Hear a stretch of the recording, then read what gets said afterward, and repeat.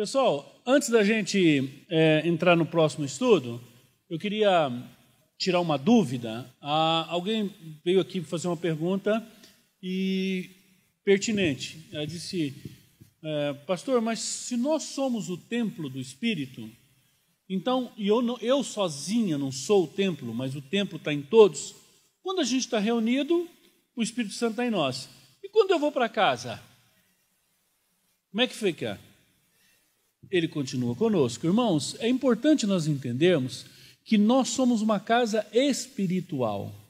A igreja de Cristo, ela não está restrita a tempo e espaço. A igreja de Cristo, ela está reunida quando? 2 vezes, em 2 situações. Primeiro, no culto de domingo, quando nós reunimos ali, a igreja está reunida.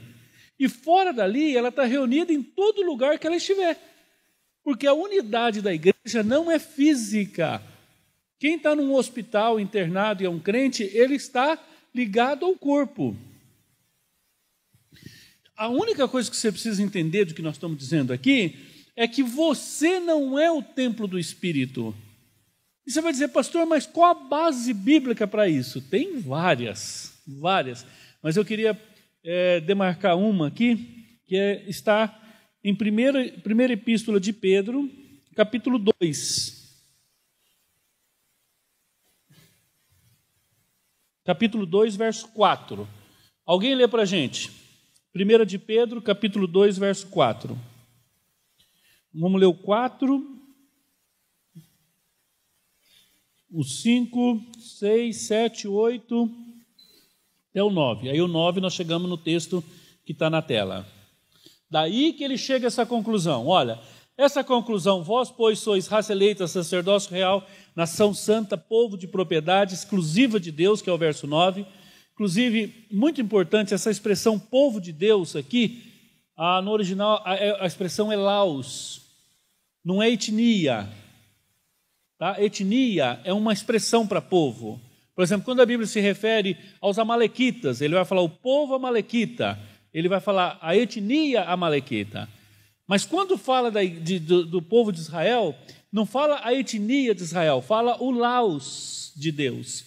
Laos é povo de relacionamento, é povo de intimidade, é povo de comunhão. Então, quando fala da igreja como povo de Deus, não é uma manada, não é um monte de gente, não é mesmo. Esse termo não pode ser usado, por exemplo, num estádio. O povo palmeirense, ou o povo corintiano, ou o povo, sei lá de que time. Né? Isso aqui, esse povo político, não é isso, não é polis, tá? Não é político, não é econômico, não é cultural. Quando fala povo de Deus, a expressão do Novo Testamento aqui, 1 de Pedro, no original é laos. Laos significa povo do relacionamento, povo do coração. Agora, pensa que em Cristo houve uma transição da espiritualidade templista para a espiritualidade contínua do coração. Vamos explicar isso. O que significa uma espiritualidade templista? Uma espiritualidade, um culto, uma adoração vinculada e ligada ao templo. Aonde que se levava sacrifício? Aonde que o sacerdote ministrava? Aonde que Deus manifestava o Shekinah? No templo, no Santo dos Santos, na arca, dentro da arca, né? Debaixo do propiciatório. Então, todo o Antigo Testamento, o templo foi construído, primeiro o tabernáculo, depois o templo, tudo isso era uma forma, era uma maneira de apontar para Cristo. Quando Cristo vem, isso tudo cai por terra. O que os fariseus quiseram fazer quando Jesus falou que o templo seria destruído em quanto tempo? Ele falou, destruir em 3, tudo bem, mas daí ele foi mais otimista. Ele falou, vai ser destruído e construído em 3 dias. Quer dizer, vai cair o antigo e vai vir um corpo novo, que é a igreja. Vocês estão entendendo?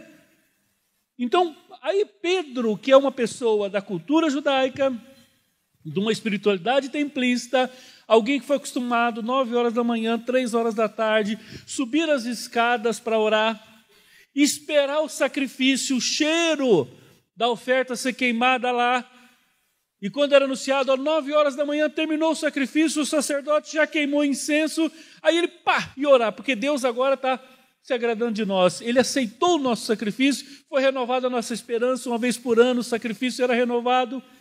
Pedro, que tinha toda essa visão, olha o que ele diz a partir do verso 4. Eu vou pedir que alguém vá lendo e a gente vai explicando bem detalhado. Vamos lá.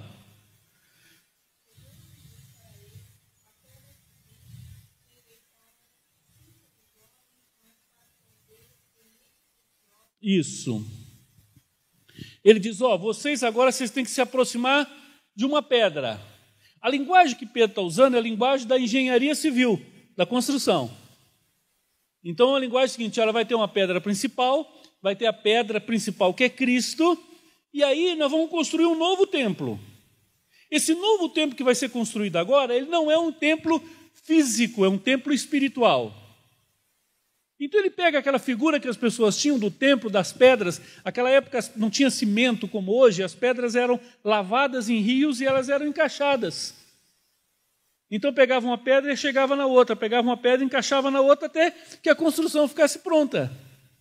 E ele está dizendo, agora Deus pegou uma pedra preciosa que é Cristo, pedra de esquina, botou lá bem no centro da construção, e agora cada um de nós passa a ser o quê? Uma pedrinha. Então você estava achando que você era o templo, você é um tijolo só. E se for um tijolo inteiro, tá bom, né? Talvez você até aquele do cantinho que teve que quebrar para adequar e colocar para tampar um buraquinho lá, né? Mas você está no templo. Amém? Olha só, dá uma lida. Verso 5. Vós que... Veio, ele vai colocar um substantivo e um adjetivo. Qual é o substantivo? Vós que... Leia aí. Opa. Vocês são o quê? Pedras. O Antigo Testamento, a pedra era como? Morta, parada, estática. Botou no templo, encaixou, acabou, nunca mais sai de lá. Só se tinha um terremoto. Agora, a pedra agora é como? É viva. Vós também, como pedra viva, sois o quê? Edificado o quê?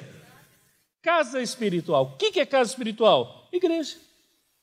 Templo. Vocês estão entendendo? Quer dizer, mas pastor, eu me converti só agora, então o templo estava deficitário, tinha um buraco ali. Irmãos, Deus não está preso a tempo e espaço. A eternidade para Deus é como um dia. Tudo estava no planejamento de Deus. Deus é soberano. Continua. Opa, o que é um sacerdócio santo? Gente, se você falar para um judeu que todo mundo ia ser sacerdote, você estava arrumando o quê? E grande. E grande. Primeira coisa, eu ia falar assim, identidade. Você é filho de Levi? Você é neto de Levi? Você é bisneto de Levi?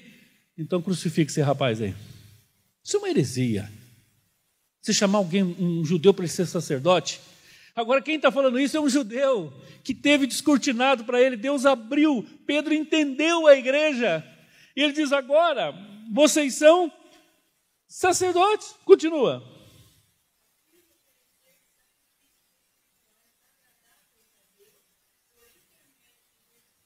Aleluia. O sacerdote oferecia sacrifício a Deus, que era o cordeiro. Quando João Batista olha para Jesus, o que ele fala? Eis o Cordeiro de Deus que tira o pecado do mundo. Como que nós oferecemos sacrifício para Deus agora? Crendo em Cristo. Quando você crê em Cristo, você agrada a Deus. Irmãos, não tem outra maneira de se agradar a Deus senão em Cristo. Isso chama-se justificação pela fé. É outra coisa, né? Maravilhosa de ser entendida. O crente que não entende justificação pela fé é um crente que vive de ressaca. Ele vive tentando comprar Deus com oferta, com bênção, com oração, com dízimo, com vigília. Nós não compramos Deus com nada. O texto está dizendo que a única maneira de nós cultuarmos a Deus como sacerdote, a única maneira, o único sacrifício espiritual que a gente oferece é crer em Cristo. Ok? Verso 6.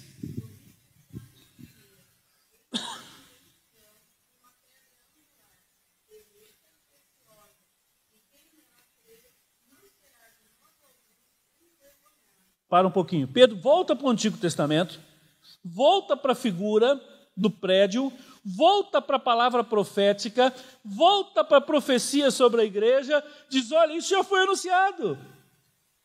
Que aquele que crê não vai ser confundido. Continua. Por isso...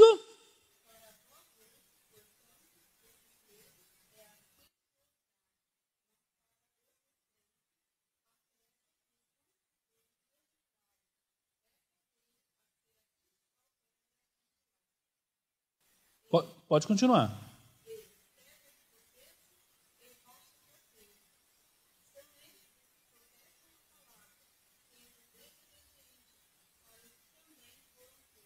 Isso, foram destinados, né?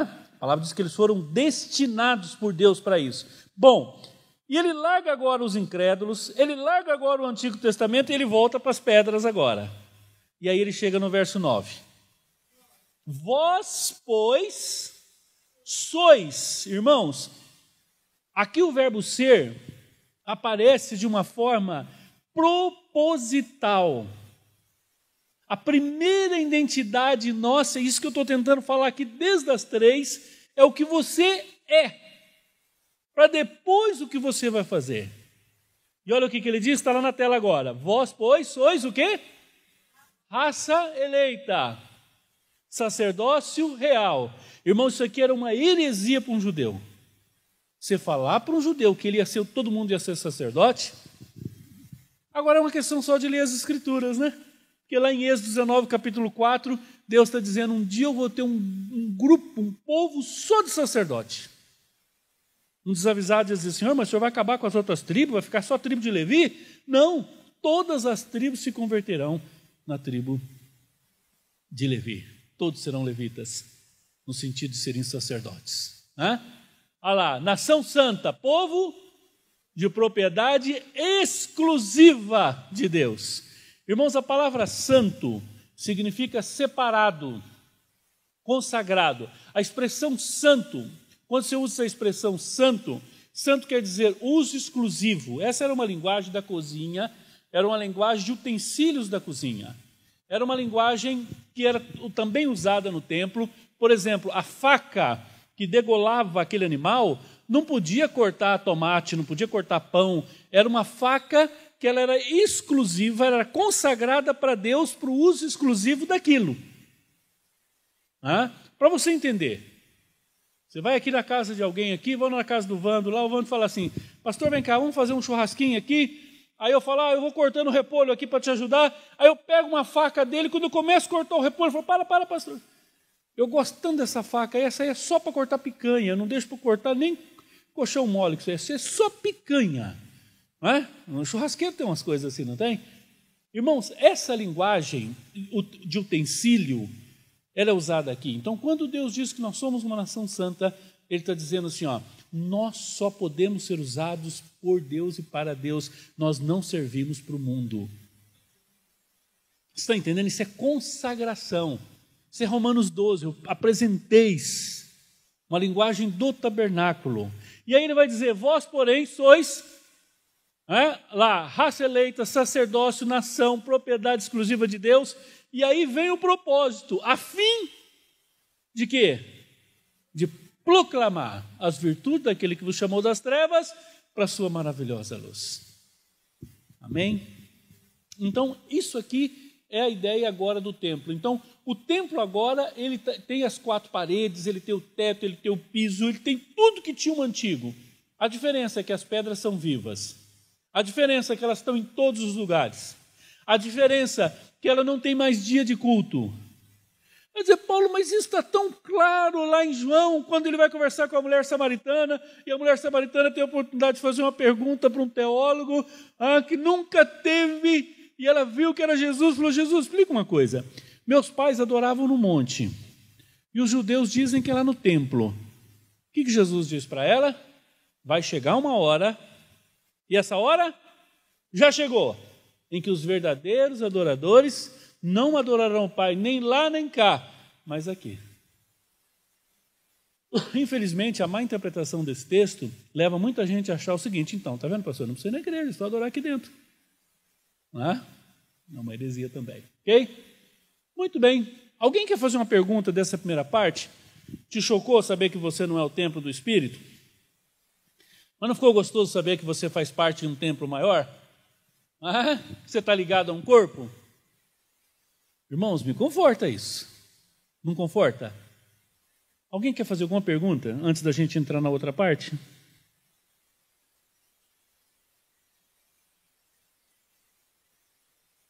Eu fico tão assustado quando não tem nenhuma pergunta. Porque ou entenderam tudo ou não entenderam nada que não dá nem para perguntar.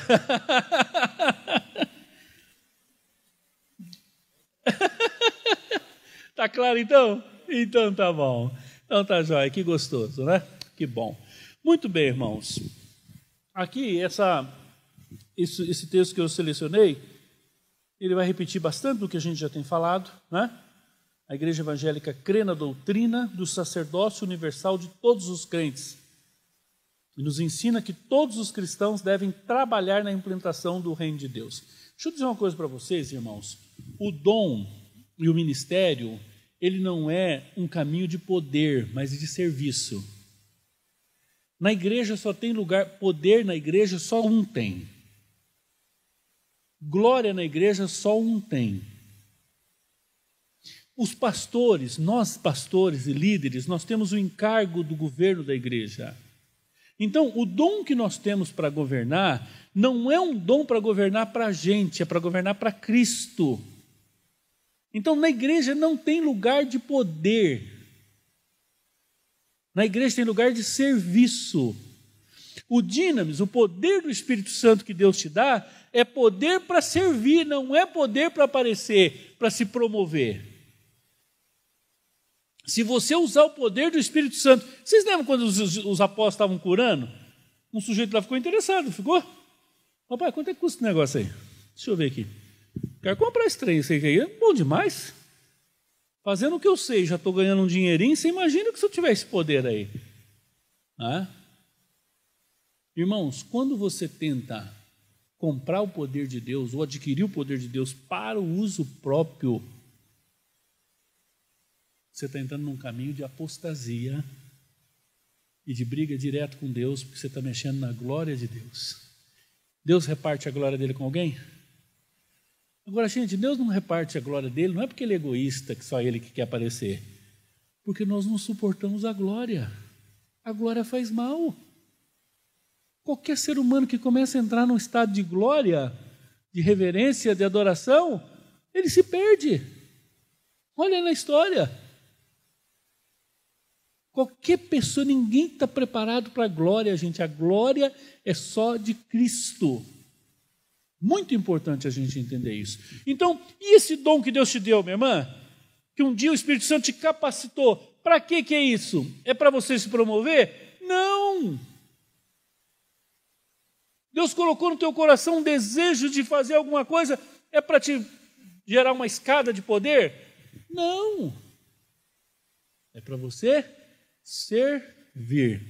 Agora, você não vai servir a pessoa, você vai servir a Cristo. Essa compreensão ela é muito importante. O apóstolo Paulo, além de evangelizar os gentios, se preocupou com a sobrevivência da igreja, preparando de maneira a se organizar para durar até a volta de Cristo. Percebendo que o Espírito Santo concedia dons aos crentes e que surgiram desafios e oportunidades para a evangelização do mundo, organizou a igreja em dons e ministérios. Por que ele usa Paulo aqui? Pedro segue o mesmo caminho? Irmãos, Paulo foi o grande sistematizador da igreja. Paulo escreve 70% do Novo Testamento. Você pega a história do apóstolo Paulo, é uma história, do ponto de vista, se você olhasse só aquele momento, uma das mais tristes. Você imagina um cara preparado, quando você está bom, diz agora vai, Deus pega ele e coloca ele dentro de uma prisão. Some com o homem. Um homem que tinha tudo para ser um líder mundial da igreja. Deus pega esse homem e coloca ele no anonimato, dentro de uma prisão fria, e vai até a morte. Isso mostra, irmãos, que quando Deus quer nos usar, Ele usa do jeito que Ele quer. E nem sempre o que é sucesso para os homens é sucesso para Deus. Há ministérios que, do ponto de vista humano, são puro fracasso. Você pega o ministério de Jeremias, foi um fracasso. Você pega o ministério de Pedro, começou bem, mas daqui a pouco, Paulo foi um fracasso. Não é? A gente ficou tantos anos estudando, Barnabé gastou tanto tempo com ele, estudando. A hora que ele ficou bom, que ele começou a ganhar a confiança da igreja, o respeito da igreja, escreve a carta aos romanos e tal, vou passar por Roma, quero chegar na Espanha, aqui já evangelizei tudo. Deus permite uma prisão na vida dele. Ah, mas essa prisão é provisória, né? Não, é dali para a morte. Só que na prisão ele escreve as melhores cartas, né? Isso chega até nós. Muito bem. Como funciona dons e ministérios? Vamos aprender um pouco mais sobre isso? O que é um dom? Um dom é primeiramente um presente dado por Deus. Se você prega, vou usar pregar porque é o meu dom. Se você prega e Deus fala através de você, e quando você sai na porta, alguém chega para você e diz, pastor, que bênção que foi essa pregação. Se você achar que a glória é sua, é porque você não entendeu que aquilo que você está usando, aquele dom é um instrumento que Deus te deu.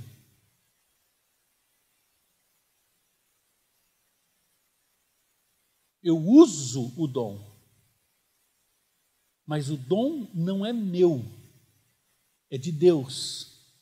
Irmãos, isso é uma linha tão fina para o nosso orgulho. Spurgeon acabou de pregar um sermão maravilhoso. Quando ele chega na porta, uma senhora da sociedade estava presente, olhou para ele e falou, o senhor foi brilhante essa noite. Ele falou, pois é, Satanás também falou ali para mim, mas não acreditei, nem nele nem na senhora. Não precisava tanto, né? Não precisava tanto. É só você não receber a glória, né? É só você não achar que é seu. Então, veja bem, o dom é primeiramente um presente dado por amor. O Espírito Santo é o maior dom que recebemos em nossas vidas quando cremos em Cristo. O próprio Senhor Jesus, antes de começar o seu ministério, recebeu o dom do Espírito Santo para realizar maravilhas e pregar o Evangelho. Segundo lugar, o dom é uma capacidade para realizar a obra de Deus. O objetivo da presença do Espírito Santo em nós é trabalharmos para o reino de Deus. Gente, o que Deus te deu, Ele não pensou em você, Ele estava pensando no reino. Você está entendendo isso? Para você entender isso melhor, eu vou contar uma ilustração que ajuda muito você a entender isso. O sujeito tinha uma fazenda muito bonita, uma fazenda enorme, linda, próspera. O seu caseiro era um homem humilde, obediente, uma pessoa que fazia um trabalho muito bom. E o fazendeiro resolveu ir para a Europa e passar alguns anos lá. Então chama o caseiro e diz, olha, eu quero te dar toda a autonomia para você cuidar dessa fazenda para mim, você vai cuidar dessa fazenda para mim, não sei quando que eu volto, mas você vai manter ela em dia. E aí ele levou ele na cidade, foi no banco, falou, olha, estou passando procuração para ele aqui, e ele falava para ele, tudo que você precisar, você pode falar com o gerente do banco aqui. Aí lá no posto de gasolina, foi na loja de agropecuária, de produtos, loja de trator, todos, né? Veterinário, passou, e ele sempre falava isso, olha, eu estou te dando autonomia, tudo que você precisar, você pode pegar aqui. Passado o tempo que ele na Europa, ele volta, e querendo fazer uma surpresa, ele vai chegando na fazenda, e a sede está abandonada, a piscina está cheia de pato nadando, tudo suja, a cerca está quebrada, as vidraças, a casa cheia de mato, e ele vai ficando apavorado, ele olha para não ver nada, e de repente ele olha para a casa do caseiro, e ele vê um palácio montado com cerca elétrica, grama importada, piscina com mármore, sauna, campo de futebol, da melhor qualidade. E ele vai apavorando, chama o caseiro e fala, cara, o que você fez? Fala, mas o senhor quando não foi, não falou que tudo que eu precisasse eu podia pegar? Eu precisei dessas coisas aqui, ó. Falou, mas eu estava pensando na fazenda, não estava pensando em você. Irmãos, tudo que Deus nos deu, Ele está pensando no reino. Não é na tua promoção, não é no teu salário, não é na projeção social que o ministério vai te dar. O dom é um presente de Deus para você usar na igreja, para a glória de Deus. E eu lamento, nós temos um histórico nas igrejas presbiterianas muito triste. Muitos pastores de muita capacidade de pregação, de estudo, estudaram nas escolas presbiterianas, fizeram mestrado, doutorado, e depois foram ganhar dinheiro na universidade e nunca mais voltaram para a igreja. Deus deu dom, a igreja capacitou, proporcionou oportunidade que era para usar para o reino, e ele usou para ele mesmo. Quando Deus vai cobrar, dizer, rapaz, estava pensando na fazenda, não estava pensando em você. Deus te deu uma capacidade de comunicação. Deus te deu uma capacidade, por exemplo, tem um dom na Bíblia que é de contribuir. Se você ganha um pouco mais de dinheiro que os outros, saiba, provavelmente um dos seus dons é contribuir. Se você ganha mais do que você precisa, não é para você acumular, é para você investir no reino. Eu fiquei espantado, impressionado, que tem um missionário nosso, muito próximo de nós, que ele está no Nepal. Ele está implantando igreja no Nepal. Ele fez um treinamento de líderes, um seminário de teologia para os nepaleses e ele implanta igrejas lá. Leva 5 anos para implantar uma igreja, um pastor. Sabe quanto custa um pastor? Um pastor lá com aluguel, com comida, com salário, com tudo para implantar uma igreja? 5 anos de R$ 2.500 por mês, só. Irmãos, olha, 90% dos nossos empresários aqui de Umuarama teria condições tranquilas de implantar uma igreja cada um. O que é R$ 2.500 para alguém que está ganhando, ter uma situação privilegiada? E que luta que é para eles conseguirem dinheiro, para as pessoas investirem, para implantar uma igreja com pastor, com tudo. Isso que está colocando aluguel do pastor, comida, filho do pastor, tudo. Porque a estratégia dele foi o seguinte, é uma missão que ela vai lá, ela não implanta igreja, ela pega as pessoas lá, os nepaleses, e ensina eles, doutrina eles, treina eles para eles, porque se você mandar um brasileiro para lá, vai ficar $10 mil. É caríssimo a vida se você faz as conversões, porque nós não vamos morar onde eles moram, nós não vamos comer o que eles comem, nós não vamos viver a vida que eles vivem. E aí ele foi lá e ele faz treinamento. Ele mora na Nova Zelândia, ele passa 6 meses lá no Nepal treinando. E agora ele vai mudar para o Nepal, vai ficar lá, ele e a esposa. E a igreja brasileira tão rica, muito difícil conseguir, R$ 2.500 por mês. E quando Deus deu dinheiro, irmãos, para os empresários, para as pessoas que têm uma condição melhor, Deus deu para quê? Para pensar no quê? Nele? No conforto dele? Também, claro que Deus também, nós podemos desfrutar, mas quando Deus nos deu, inclusive dinheiro, Deus estava pensando em quê? Pensando na fazenda, não era em você, bendito. É na fazenda que ele estava pensando, é no reino. Muito importante a gente entender isso, ok? O dom é uma capacidade doada por Deus a cada um de nós. E o que é ministério? Ministério significa serviço. Diácono, né? Serviço. O Senhor Jesus foi o maior exemplo de servir a Deus e, consequentemente, ao próximo. O ambiente apropriado para servir a Deus e ao próximo é a igreja, que é o corpo de Cristo. Você pode dizer, mas e missões? Está servindo na igreja. Ok? Vou um pouquinho mais aqui. Deus tem um serviço para cada um de nós na terra através da igreja. Jesus ensinou isso. Não precisa responder, mas qual que é o teu ministério na igreja? Qual que é o teu serviço na igreja? Não precisa levantar a mão e falar. Pelo menos alguma coisa você precisa fazer. E eu sonho, irmãos, com uma igreja que todo mundo faça bem pouquinho e ninguém faça muito. A igreja não precisa que ninguém faça muita coisa. Se você está estressado, cansado, super ocupado na igreja, está tudo errado na tua vida. Igreja é lugar de todo mundo fazer uma coisa só e bem feita. Eu gosto da figura do pato. O pato, ele voa, ele nada e corre. Você já viu um pato nadar? Espetáculo. É rápido, ele é ligeiro, ele nada bem, mergulha. O pezinho dele já é próprio, né? Tanto que quando a gente vai nadar, a gente compra pé de pato, né? Uma maravilha. Agora ele quer fazer mais. Se ele só nadasse, estava tão bom. Você já viu um pato correndo? Que indecência. E ele voando? ficasse só nadando, meu filho. Faz só o que você sabe, né? Deixa. Ah, pastor, mas não tem ninguém que faz? A Bíblia diz que quando na igreja tem alguma coisa que você não sabe fazer e você acha que precisa fazer, o que a Bíblia diz para fazer? Orar para que o Senhor da seara mande obreiro. E Ele vai mandar. Muito bem. O ministério é o serviço que realizamos na igreja em prol das pessoas por meio do seu dom. E quem é que tem o dom? Olha lá, 1 Coríntios 12, 3 a 7. O verso 3, quem aceita Jesus tem o dom do Espírito Santo. Os dons são diversos, mas o Espírito é o mesmo.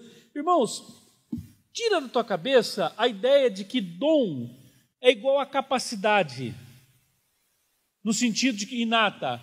Como você é bom nisso, hein? Não, você não é bom nisso, você ganhou um dom para fazer isso bem feito.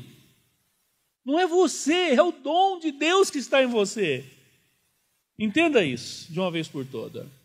Há diversidade, né? E não há valor, viu, gente? O dom de pregar não é menor do que qualquer um outro, ok? Eu acho que está bom. Eu queria fazer uma atividade com vocês. De acordo com o dom, cada um exerce o seu ministério. Muito bem. Vamos parar um pouquinho aqui, depois, se ter tempo, a gente volta. Eu queria fazer uma dinâmica bem rápida para vocês entenderem como é que funciona o dom na igreja. Tá? Eu vou pegar o pastor Anderson lá. Anderson, por um momento você vai ser um artista, você vai ser um... Como eu trabalho com família, eu vou pedir para o casal, né? Que a gente gosta muito que é a família, né? Ah, é um galã. Ó, vocês dois, vocês vão lá fora, vocês vão simular aqui, vocês não são crentes, tá? Vocês estão lá fora. Vamos fazer de conta que aqui é o templo, né? Na figura que nós ensinamos, tá bom? Como é que funcionam os dons, irmãos? Bom, Deus levanta aqui pessoas, se eles estiverem na Coreia vai ser missionário, mas como eles estão dentro de Moarama, fica aí, não vai muito longe, não, senão tem que mandar missionário. Não vai servir, fica aí na porta aí. Deus vai precisar levantar um evangelista aqui. Quem aqui acha ou gosta, pelo menos, do dom de evangelização? Levanta a mão. Aí, quem mais? A irmã também? Então, vocês duas. Levanta vocês duas. Os três, isso. Pode levantar as três. Não precisa de três, não. A irmã também pode levantar. Vocês vão lá fora buscá-los. Isso é o trabalho de evangelização. A hora que vocês dois estão indo lá, Deus levanta aqui pessoas para orar por eles e orar por vocês, o dom de intercessão. Quem acha que tem o dom de intercessão aqui? Então, vou pegar desse lado aqui. Vocês duas, ajoelha aqui, vai orando aqui. Simula aí, dobra o joelho e vai orando. Então, veja bem, ó o corpo de Cristo funcionando, tá? Olha lá, as duas irmãs estão orando, Deus já está mexendo com as evangelistas, vamos lá buscar eles. Bom, enquanto eles vão buscando lá, Deus vai levantar aqui aqueles irmãos que têm o dom de pastor, de acolher. Quem aqui gosta de receber as pessoas bem na igreja, quando alguém chega, você gosta de ir lá? Olha lá, o Rio, lá, 2 pastores, glória a Deus. A hora que eles trouxerem ali, pode trazer, traz os 2. Evangelização rápida. Aceitaram a Cristo os 2? Então vem vindo, levanta os pastores, vão receber. Vem por aqui, vem pelo meio. Entrega para os pastores aí. Não é nesse sentido, né? De pastor mesmo, mas do que tem o dom de receber, né? Aqui. Vai entrando, vem para cá então. Ô Rildo, aloja eles ali, coloca eles ali. E vocês estão orando ainda por eles, porque eles estão com luta, agora estão vindo. Bom, aí Deus levanta alguém para dar um dom de ensino, para corrigir eles, ensinar. Quem tem o dom de ensino aqui? Levantou a mão? Pode levantar, irmã. Vocês duas. Aí, ó. Vocês duas, pode levantar. Sofia também, aí. Vão lá ensinar eles. Levam a Bíblia lá e ensina, corrige, admoesta. Agora, sabe o que acontece? O pastor já compartilhou com eles que eles estão passando dificuldades, eles precisam de ajuda financeira, de alguém que precisa socorrer as necessidades deles. Quem aqui acha que tem o dom de contribuição? Aí, glória a Deus. Irmã, vai lá contribuir, as duas, vão lá. Vão lá, enfia a mão no bolso, abençoa esses irmãos aí. Aí, ó. Aí você vai dizer, e os demais? Né? Cada um tem um dom, irmãos. Há uma riqueza de dons. Nós poderíamos estudar aqui de forma detalhada todos os dons, né? Uma salva de palmas para os artistas, para todos aí. Agora, gente, pois não. Aí, ó, tem que ter um ministério de adolescente, de criança. Os irmãos estão percebendo o que é igreja, gente? Agora, eu vou dizer uma coisa para vocês, com 32 anos de ministério, infelizmente, o pastor Hilton sabe disso também, que ele é pastor.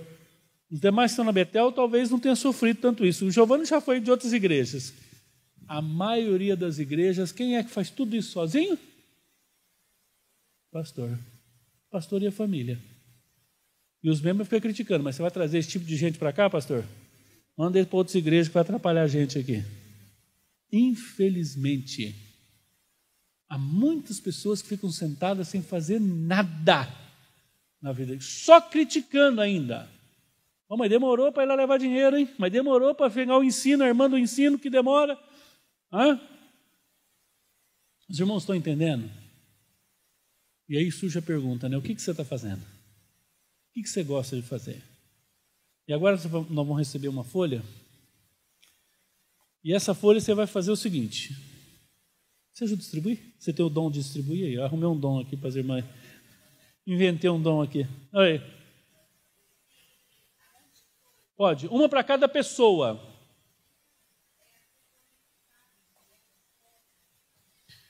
Ixi, Rodrigo, agora sobrou para nós a conta. E ela tem razão. E ela tem razão. Primeiro, pois não. Sim. Sim. Sim. Sim, com certeza, irmãos. Até porque Jesus falou que o joio vai estar no meio do trigo também, né? Então não tem jeito. Né? Mas tem muita gente que... essa semana eu conversando com uma pessoa, e ela é batizada, tudo, e ela falou para mim. Eu perguntei, você teve uma experiência com Deus no novo nascimento? Ela falou, não. Eu me batizei porque a noiva falou que para casar nessa igreja tinha que batizar, eu fui lá e batizei. Para casar com ela. Mas eu mesmo nunca tive uma experiência. Ok? Então sobrou a conta para nós, pastor. É isso mesmo, pastores, né? Muito bem, você vai preencher isso aí agora. Você tem... Vamos pegar em 10 minutos, silêncio absoluto aí, tá? Você vai fazer um X aí. Ele é bem autoexplicativo. Vera, você quer explicar? A Vera vai explicar como é que faz isso aí, esse teste.